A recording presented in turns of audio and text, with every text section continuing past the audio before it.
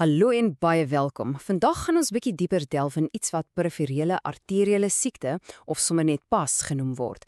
Dis een van daai toestande wat mense maklik miskyk, maar dis eintlik 'n superbelangrike alarmstelsel vir jou liggaam se algemene gesondheid. So kom ons skop af met hierdie gedagte. Wat as daai eenvoudige pyn in jou been eintlik 'n waarskuwingsteken is vir 'n hartaanval of 'n beroerte? Ja, jy het reg gehoor.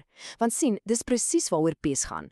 Daai pyn in jou kuit as jy stap, dis dalk nie net omdat jy ouer word nie, dit kan 'n boodskap wees. 'n Boodskap oor veel dieper, meer wydverspreide probleme in jou bloedvate. En ons praat nie hier van 'n seldsame probleem nie, glad nie. Kyk na die syfer, 202 miljoen. Dis die aantal mense wêreldwyd wat met hierdie toestand leef. Dis amper 'n stille epidemie en dit word net erger soos ons bevolkings ouer word en leefstylsiektes soos diabetes meer algemeen raak. Goed, so kom ons maak een ding dadelik duidelik.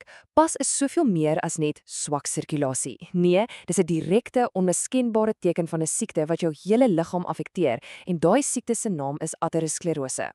Denk bietjie hieroor. Daai einstige denkplaat of plek wat 'n hartaanval in jou borskas of 'n beroerte in jou brein kan veroorsaak.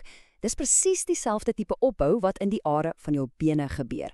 So jou bene, wel, hulle word eintlik 'n venster waardeur ons na die gesondheid van jou hele hart- en bloedvatstelsel kan kyk.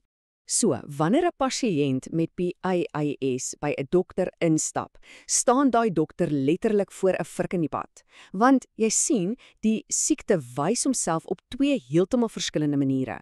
En elkeen van hierdie paaie beteken 'n totaal unieke reis vir die pasiënt. En hier kan ons daai twee paaie langs mekaar sien. Links het ons wat ons noem intermitterende claudicatio. Die groot ding hier, spierpyn wanneer jy oefen. Die doel om jou lewenskwaliteit te verbeter. En as jy na die risiko's kyk, dis relatief laag. Maar kyk nou regs, hier verander die prentjie dramaties. Dis chroniese ledemaatbedreigende iskemie of CLTI. Hier is die simptome pyn selfs wanneer jy rus, wonde wat net nie wil genees nie, en die doel is eenvoudig en ernstig, red die ledemaat. Die syfers hier is, om eerlik te wees, skrikwekkend. 'n 30% kans vir amputasie binne 'n jaar, 'n 50% sterfterisiko oor 5 jaar. Die dringendheid, dis op 'n heeltemal ander planeet. Reg, so kom ons stap eers daai eerste pad, die minder ernstige een.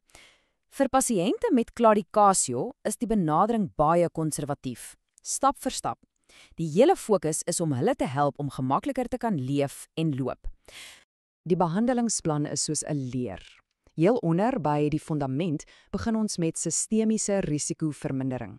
Dit beteken dinge soos antiplaatjie medikasie, statiene en natuurlik om op te hou rook. Dan, die allerbelangrikste eerste stap in behandeling, begeleide oefenterapie. Dis die hoeksteen.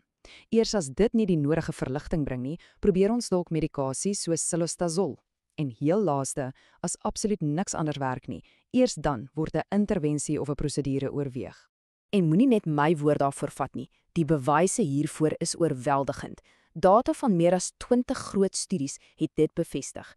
Die beste en kragtigste aanvanklike behandeling is nie 'n pilletjie of 'n operasie nie. Dis gestruktureerde, begeleide oefening. Punt. Goed, kom ons draai nou af op daai ander, baie meer dringende pad. Vir 'n pasiënt met CALTI is dit 'n krisis. Die besluite is vreeslik kompleks en die insette is ongelooflik hoog. Elke liewe besluit draai om een enkele doel, red daai been. En dit bring ons by die sentrale dilemma. Wat doen jy? Gaan jy vir 'n groot tradisionele oop omleidingsoperasie? Ja, dis dalk meer duursaam, maar die onmiddellike risiko vir die pasiënt is baie hoër. Of kies jy 'n minder indringende prosedure soos om 'n stent in te sit? Die risiko is aanvanklik laer, maar dit hou dalk nie so lank nie. Jy sien, daar is geen maklike een groot pas almal antwoord nie. En dan is daar hierdie vraag wat dalk vreemd klink, maar krities belangrik is. Kan 'n primêre amputasie eintlik die beste opsie wees? Vir sommige pasiënte wat reeds baie siek is, waar die risiko van 'n reuse operasie net te groot is 'n amputasie nie 'n mislukking nie. Glad nie. Dit kan eintlik die mees effektiewe manier wees om pyn te stop, funksie te herstel en vir daai persoon hul lewenskwaliteit terug te gee. So, hoe op aarde navigeer dokters hierdie ongelooflik komplekse keuses? Wel, deesdae gebruik hulle 'n moderne, holistiese raamwerk.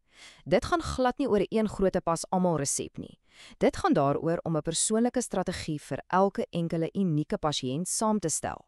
En daai strategie het 'n naam, die planraamwerk. Dis 'n lekker akroniem. Die P staan vir pasiëntrisiko. Dit is die heel belangrikste faktor. Hoe siek is die pasiënt in die algemeen?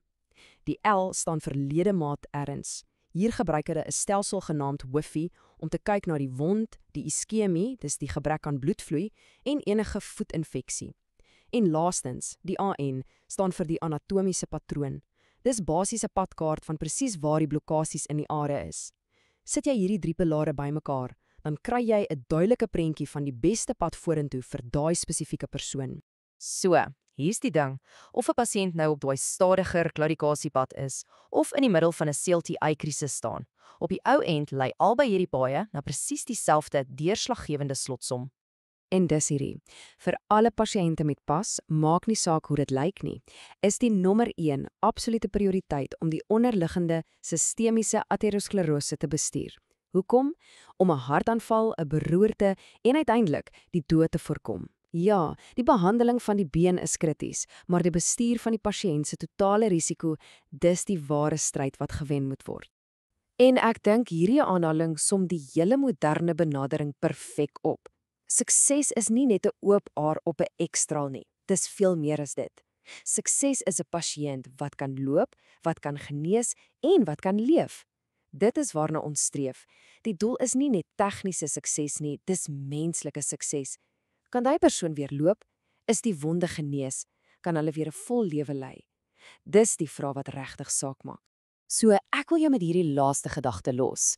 Onthou, die are in jou bene is direk gekoppel aan jou hele liggaam. So elke pyn, elke kramp, elke enkele tree wat jy gee, is 'n geleentheid om te luister.